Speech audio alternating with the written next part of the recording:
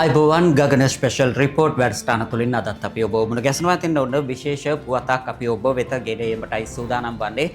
ඔබ මින් ඉදිරියට මෙන්න මේ වගේ අයව සේවයට යොදවා ගන්නවා නම් ඔබ ගෙවිය යුතු දඩ මුදල අහුනොත් උසාවියේ වර්ධකරුවෙක් වුණොත් ඔබ ගෙවිය යුතු මුදල දස ගුණයකින් ඉහළ නංවා තිබෙනවා. ඉතින් ඒ නිසා මෙන්න මේ වයස් කාණ්ඩවල පිරිස් ඔබ සේවයට යොදවා ගන්නවා නම් ඒ පිළිබඳව වඩාත් සැලකිලිමත් වෙන්න කියන කාරණාව මතක් කරනවා.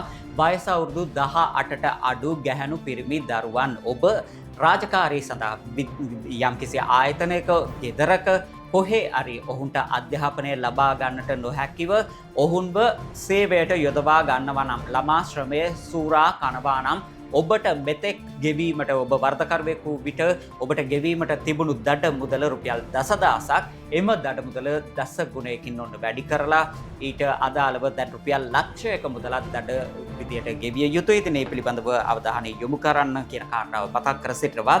ශ්‍රී ලංකාවේ ළමුන් රැකියාවලට යෙදවීම සඳහා දැන් රුපියල් ලක්ෂයක දඩයක් නියම කර තිබෙනවා. මීට පෙර පැවති රුපියල් 10000ක දඩය දස ගුණයකින් මෙලෙස ඉහළ දමා ඇති බවයි වාර්තා වන්නේ. ශ්‍රී ලංකාවේ ළමුන් නීති විරෝධී ලෙස රැකියාවල යොදවන්නට පනවන දඩ මුදල රුපියල් දසදාසයේ සිට මෙලෙස රුපියල් ලක්ෂය දක්වා දස ගුණයකින් ඉහළ දැමීම සඳහා නීතිමය සංශෝධනයක් හඳුන්වා දීමට රජය පියවරගෙන තිබෙන බවටයි සඳහන් වන්නේ. අතරම ඉතාමත් හොඳ දෙයක්.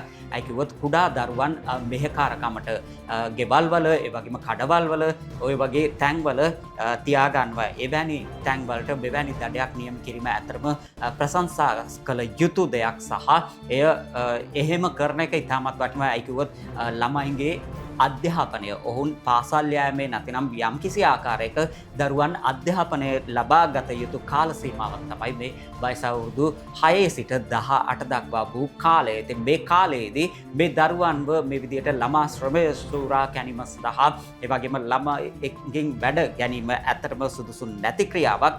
දෙමව්පියන්ගේ වගකීම තමයි ඒ දරුවන්ට වයස අවුරුදු 6 ඉඳලා 18 දක්වා වූ කාලයේ යම්කිසි මූලික අධ්‍යාපනයකට යොමු කිරීම. ඉන් අනතුරුව ඔවුන් උසස් අධ්‍යාපනය අදාහරනවා.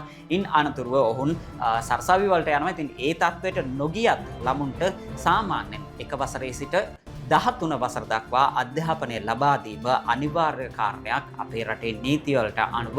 ඉතින් ඒ දේවල් දෙමව්පියන් සිදු කළ යුතුයි. එහෙම නොකර මේ ළමයිව එක එක තැන් වලට වැඩකාරකමට යවලා පහුගිය කාලවල අපි දැකලා තියෙනවා විවිධ ගැටලු වලට ඒ දරුවන් මුහුණ දෙනවා, අපයෝජනයට ලක් වෙනවා. සමහර ළමයි මියගිය අවස්ථාවල් පවා අපි දැකලා තියෙනවා. ඉතින් ඒ නිසා රජය මේ පිළිබඳව අවධානය යොමු කරලා එසේ ළමුන්ව මෙහෙකාරකමේ තියාගන්න අය අල්ලගෙන උසාවියට දාලා උන් වර්ධකරුවන් වුණොත් ලක්ෂයක දඩ මුදලක් ගෙවීමට සිදුවන බවට තමයි රජය මේ විදිහට අවධාරණය කරලා තිබෙන්නේ.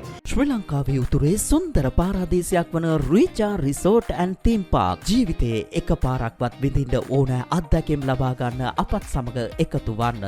අදාළ නව නීතිය සංශෝධනයක් හඳුන්වා දීමට රජය මේ වන විට පියවරගෙන තිබෙනවා.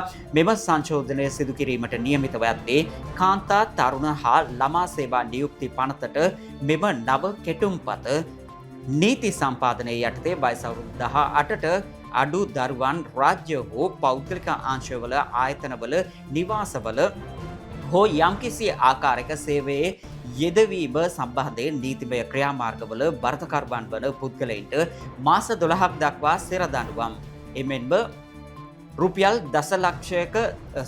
ලක්ෂයක දඩ මුදලක් මෙසේ නියම කිරීමට තමයි යෝජනා වී තිබෙන්නේ. මීට පෙර රුපියල් 10000 මෙවර විට ලක්ෂය දක්වා ඉහළ දැමීමට තීරණය කර තිබෙනවා සහ මාස 12ක සිර දඬුවමක්, ඒ කියන්නේ අවුරුද්දක සිර දඬුවමක් සහිතව මේ විදිහට රුපියල් ලක්ෂයක දඩ මුදලක් ගෙවීමට ඔබට සිදුවනු ඇති.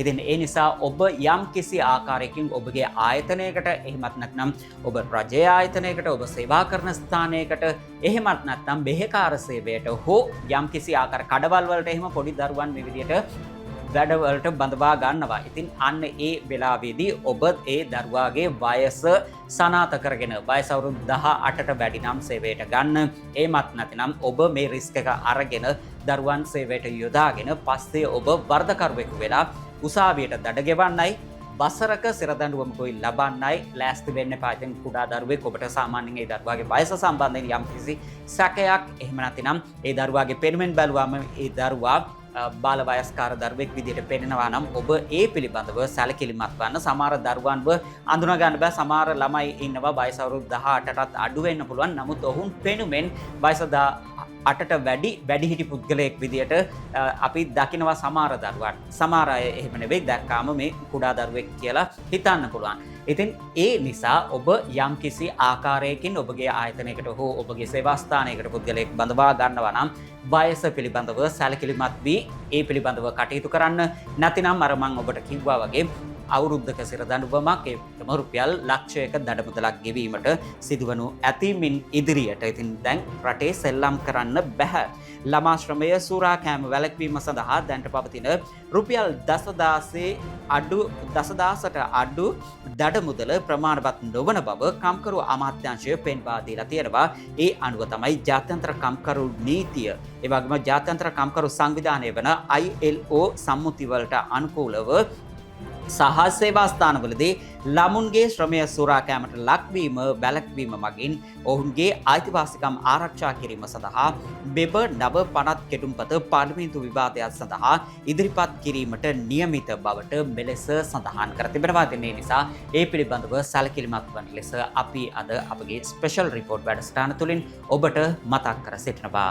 ශ්‍රී ලංකාවේ උතුරේ සුන්දර පාරාදීසයක් වන රීචා රිසෝට් ඇන්ඩ් තීම් පාර්ක් ජීවිතයේ එක පාරක්වත් විඳින්න ඕනෑ අත්දැකීම් ලබා ගන්න අපත් සමග එකතු වන්න.